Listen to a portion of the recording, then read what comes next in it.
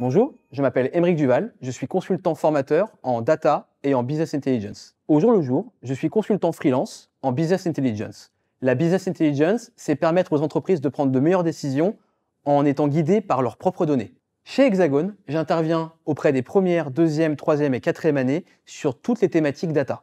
En première année, nous voyons le cours de base de données sur lequel nous discutons des fondamentaux des bases de données. Par exemple, comment modéliser sa base de données à partir d'un cahier des charges fonctionnel, comment créer des tables qui permettraient de pouvoir stocker des données de l'entreprise et comment, bien sûr, pouvoir interagir avec cette base de données. En deuxième année, nous allons pouvoir approfondir un petit peu les notions de SQL, notamment sur le langage SQL appliqué au SGBD SQL Server. Nous allons pouvoir notamment parler des fonctions, des procédures stockées, des triggers, des curseurs, bref, toute une panoplie d'éléments nouveaux qui vont nous permettre d'aller un peu plus loin avec ce langage. En troisième année, nous allons aborder les fondamentaux de la business intelligence. La BI, ou informatique décisionnelle en français, est un ensemble de méthodes et d'outils qui permettent aux entreprises de pouvoir prendre de meilleures décisions.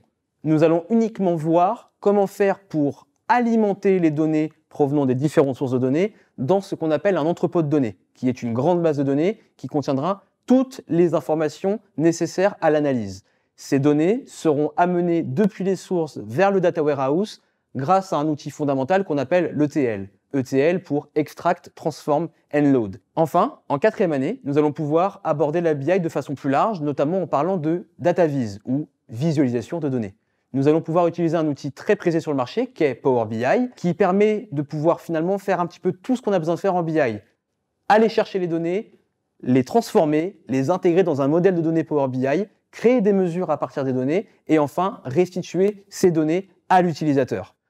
Aujourd'hui, je vais faire un petit focus sur le cours de quatrième année que nous voyons, notamment sur Power BI.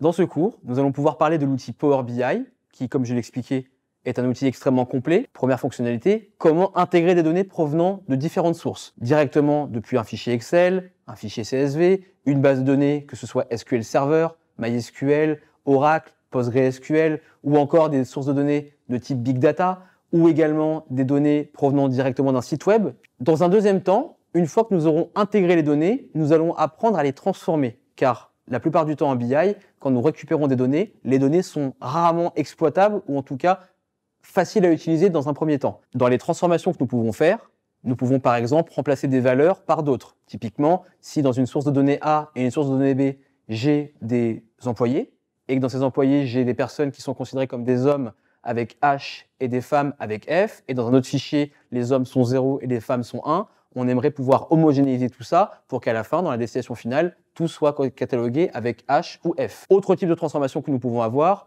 des données qui proviennent de différents fichiers et que nous souhaiterions consolider ensemble, par exemple des données de produits et de catégories que nous souhaiterions fusionner entre elles pour qu'à la fin, nous ayons une grande table de produits avec les informations du produit et de la catégorie qui y correspond. Dans Power BI, les données sont transformées grâce à un outil qui s'appelle Power Query.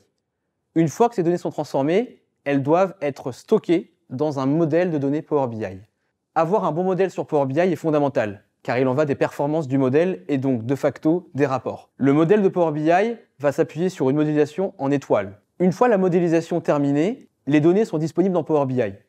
Nous pouvons à partir de ces données-là créer des mesures dynamiques qui permettront de faire des calculs qui seraient usuellement assez compliqués à réaliser, notamment avec le langage SQL, et qui deviennent très faciles grâce au langage utilisé pour les créer, le langage DAX. Le langage DAX nous permettra de créer des mesures qui réaliseront des calculs dynamiquement. Par exemple, si je sélectionne une année dans mon rapport et que je cherche à connaître les ventes par rapport à l'année dernière ou l'évolution des ventes par rapport à l'année dernière, j'aurai une mesure en quelques lignes de code qui me permettront de connaître cet écart qui existe. Une fois le modèle mis en place et les mesures créées, nous pouvons enfin nous attaquer à la partie visualisation des données. Power BI propose de très nombreux visuels nativement dans l'application que nous pourrons utiliser en faisant de simples drag and drop des différents champs des tables du modèle directement dans les visuels. Une fois les rapports terminés, il est temps de les partager et de les publier. Power BI a mis en place un service en ligne qui s'appelle Power BI Service, qui est un service dans le cloud, qui permettra entre autres d'héberger les rapports qui auront été publiés. Ces rapports, une fois publiés, pourront être partagés avec les différents membres de l'entreprise. Nous noterons que pour pouvoir partager le contenu sur Power BI, il faut avoir une licence pro. Ces notions de licence seront justement abordées pendant le cours. Le service Power BI propose une multitude de fonctionnalités telles que la création de rapports directement en ligne sur le portail, la création de tableaux de bord ou plus communément appelés dashboards, ou par exemple la création d'alertes quand certaines valeurs importantes dans l'entreprise qu'on appelle les KPI, Key Performance Indicator, seront à des niveaux élevés ou éventuellement critiques. Nous noterons que Power BI propose une application mobile, disponible sur iOS ou Android, qui permet de pouvoir consommer les rapports directement sur son téléphone mobile. Nous aborderons également la notion de sécurité sur Power BI. Comment faire pour que 3 utilisateurs, avec des postes différents dans l'entreprise, puissent avoir accès au même rapport, mais n'aient pas forcément accès aux mêmes données. À l'issue de ce cours, les étudiants seront en mesure de pouvoir prétendre à des offres d'emploi telles que Data Analyst ou Consultant BI comme moi.